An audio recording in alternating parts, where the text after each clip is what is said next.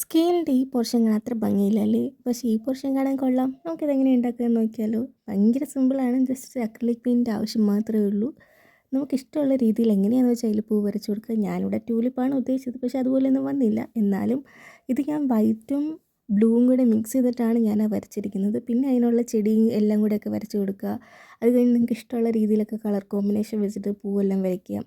ഞാനിവിടെ ബ്ലൂവും റെഡും യെല്ലോയും കൂടെ മിക്സ് ചെയ്തിട്ടുള്ള രീതിയിലാണ് വരച്ച് കൊടുത്തിരിക്കുന്നത്.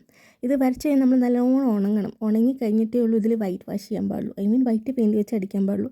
പക്ഷേ എൻ്റെ ഇത് മൊത്തം പാളിപ്പോയി. ഞാനത് വരച്ച് കഴിഞ്ഞ് കറക്റ്റായിട്ട് ഉണങ്ങിയില്ലായിരുന്നു. ഞാനത് വൈറ്റ് അടിച്ചപ്പോഴേക്കും മൊത്തത്തിൽ കളർ ഫുള്ളായിട്ട് അങ്ങ് മിക്സായി. പിന്നെ ഞാനത് മൊത്തത്തിൽ തുടച്ച് കൊടുത്തിട്ട് പിന്നെയാണ് ഇപ്പം ഞാൻ വരച്ചിരിക്കുന്നത്. അത് പക്ഷേ എനിക്ക് നല്ല ഇഷ്ടപ്പെട്ടു. ആ ബ്ലൂ നല്ല നല്ല രീതിയിൽ ഇങ്ങനെ പൂ വരച്ചിട്ടുണ്ട് പോലെ എനിക്ക് തോന്നി.